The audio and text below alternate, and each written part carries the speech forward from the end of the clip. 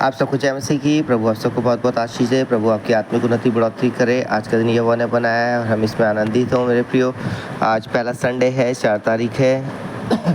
आप सब तैयारी करें आज चर्च जाने की और बहुत आशीष आपको मिलेगी मेरे प्रियो। आज प्रभु भोज की इमेज भी लगेगी, सो उसके लिए तैयारी करें, जल्दी जल्दी तैयार हो जाएं और आशीष पाने के लिए मेरे प्रियो, क्योंकि प्रभु ही हमें आशीषित करते हैं अपने वचन की तरह और आज प्रभु भोज की मेज की तरह भी। सो आज लूका 21 अध्याय है, कंगाल विधवा का दान। फिर उसने आंख उठाकर धनवानों को अपना अपना दान भंडार में डालते देखा। उसने एक कंगाल विधवा को भी उसमें 2 दमड़ी डालते देखा। तब उसने कहा, मैं तुमसे सच कहता हूँ कि इस कंगाल विधवा ने सबसे बढ़कर डाला, क्योंकि उन सब ने अपनी अपनी बढ़ती में से दान में कुछ डाला, परंतु इसने अपनी घटी में से अपनी सारी जीविका डाल दी है। मंदिर के विनाश की भविष्यवाणी। जब कुछ लोग मंदिर के विषय में कह रहे थे कि वो कैसे सुंदर पत्थरों और भेंट की वस्तुओं से संवारा गया है, तो उसने कहा, वे दिन आएंगे जिनमें ये सब जो तुम देखते हो उनमें से यहाँ किसी पत्थर पर पत्थर भी न छूटेगा जो ढाया न जाएगा। संकट और क्लेश। उन्होंने उससे पूछा, हे गुरु, ये सब कब होगा और ये बातें जब पूरी होने पर होंगी तो उस समय का क्या चिन्ह होगा? उसने कहा, चौकस रहो कि भरमाए न जाओ, क्योंकि बहुत से मेरे नाम से आकर कहेंगे, मैं वही हूँ, और यह भी कि समय निकट आ पहुँचा है। तुम उनके पीछे ना चले जाना।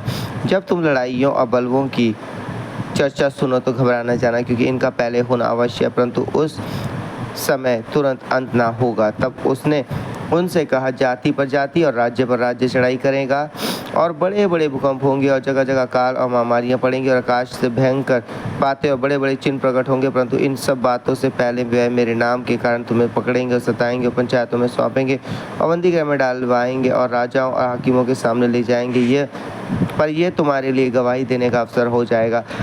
इसलिए अपने अपने मन में ठान रखो कि हम पहले से उत्तर देने की चिंता ना करेंगे, क्योंकि मैं तुम्हें ऐसा बोल और बुद्धि दूंगा कि तुम्हारे सब विरोधी सामना या खंडन ना कर सकेंगे। तुम्हारे माता पिता और भाई और कुटुंब और मित्र भी तुम्हें पकड़वाएंगे, यहाँ तक कि तुम में से कुछ को मरवा डालेंगे। मेरे नाम के कारण सब लोग तुमसे बैर करेंगे, परंतु तुम्हारे सिर का एक बाल भी बांका ना होगा। अपने धीरज से तुम अपने प्राणों को बचाए रखोगे। यरूशलेम के विनाश की भविष्यवाणी।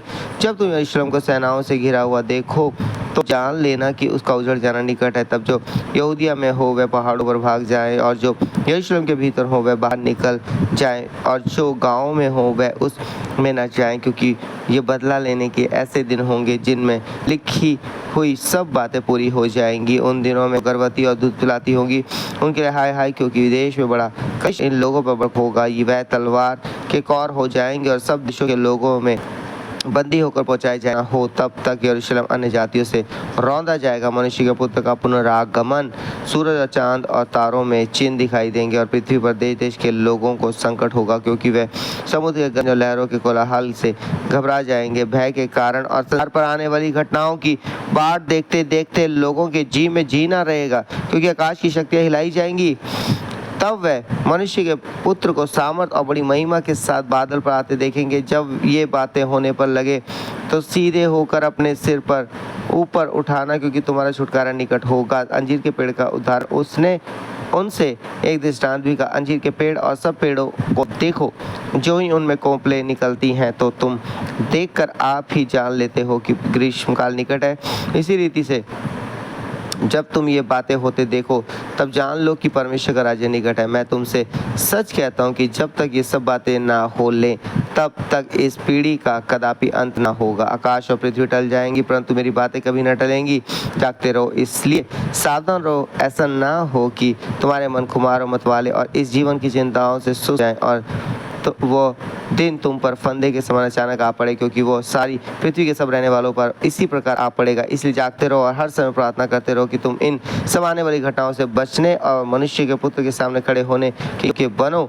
वो दिन को मंदिर में उपदेश करता था और रात को बाहर जाकर जैतून नामक पहाड़ पर रहा करता था, और भोर को तड़के सब लोग उसकी सुनने के लिए मंदिर में उसके पास आया करते थे। सो परमेश्वर पिता का धन्यवाद करते हैं मेरे प्रिय, जो प्रभु ने हमें मौका दिया कि आज हम भोर के समय वचनों को सुन सके, पढ़ सके। प्रभु आपको आशीषित करे और तैयारी करें मेरे प्रियो चर्च जाने की। पहला संडे प्रभु भोज की मेज की तरह आशीषित होंगे। हालेलुया, धन्यवाद दयालु प्रभु, आपका शुक्रिया करते हैं, आपने हमें रात भर मिट्टी सुलाया, प्रातःकाल कष्ट दिखाई मौका दिया प्रभु कि पहले संडे हम आपके भवन में जा सके। प्रभु धन्यवाद करते हैं कि आपने हमें बीते महीने 7 महीने संभाला इस साल के। धन्यवाद करते हैं और ये जो महीना है इसमें भी प्रभु आपका आत्मा इनकी अगुवाई करे। रोमियो 8:9 में, पहले Corinthians 3:16 में लिखा, परमेश्वर का आत्मा जो तुम्हें वास करता है, प्रभु आत्मा इनकी अगुवाई करे ताकि सही फैसले लेने वाले हो सके। प्रभु आज प्रभु वही आत्मा इनकी अगुवाई करे कि आपके भवन में जाएं, उसमें शरीक हो और एक अद्भुत सामर्थ को अपने शरीर में महसूस करने वाले हो सके। प्रभु आपका आत्मा इन्हें उत्साहित करे प्रभु सही फैसले लेने के लिए। प्रभु हर एक विचार पाप से, गलत फैसलों से, गलत कामों से इन्हें बचाए प्रभु, ताकि प्रभु जी ये पवित्रता का जीवन जिए, क्योंकि मसीह यीशु आपका आगमन जल्द होने वाला भी हमने आपके वचन में पढ़ा। हाँ प्रभु, हम सुन रहे हैं प्रभु, जाति पे जाति और राज्य पर राज्य चढ़ाई कर रहा है प्रभु। हाँ प्रभु जी, हम ऐसी ऐसी घटनाओं को सुन रहे हैं प्रभु जो हो रही हैं प्रभु। हाँ परमेश्वर पिता, हम विनती करते हैं कि अंतिम समय में अपने लोगों को आप उत्साहित करें कि वो आपकी और ताकने वाले हो सके प्रभु, आपके वचनों से भरने वाले हो सके। और प्रभु अगर किसी के कोई गलती गुनाह से पाप है तो क्षमा करो यीशु के नाम से प्रभु। आपका आत्मा उनकी अगुवाई करे प्रभु, ताकि अंतिम दिनों में प्रार्थना वचन आराधना में जीवन व्यतीत करे। अगर आज किसी का जन्मदिन, शादी की सालगिरह, उन सबको बहुत बहुत आशीष करे प्रभु। और प्रभु जी अगर कोई बीमार है, स्वस्थ हो तो भी छूल और चंगाई दे प्रभु। हर एक प्रभु जी परिवार के सदस्यों को संभाले और प्रभु जवानों को उत्साहित करे, आनंदित करे। हर एक निराशा को उनके जीवन से दूर करे यीशु नाम में प्रभु।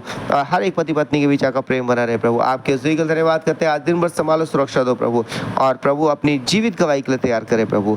और जो फैसला लें इस महीने, हाँ प्रभु जी उन फैसलों के द्वारा उनको आनंद और शांति मिले, हर एक नुकसान खतरे से बचाए, उनकी काम कमाई को आशीष करे। प्रार्थना यीशु के नाम से मांगते हैं, आमीन आमीन। सबको जय मसीह। और याद रखें आज चर्च जाना है, चर्च जाना है, चर्च जाना है। प्रभु भोज की मेज में शरीक होना है, प्रभु भोज की मेज में शरीक होना है मेरे प्रियो। प्रभु आपको बहुत बहुत आशीष करेंगे, आपकी जरूरतें पूरी करेगा और कोई कमी घटी नहीं होगी।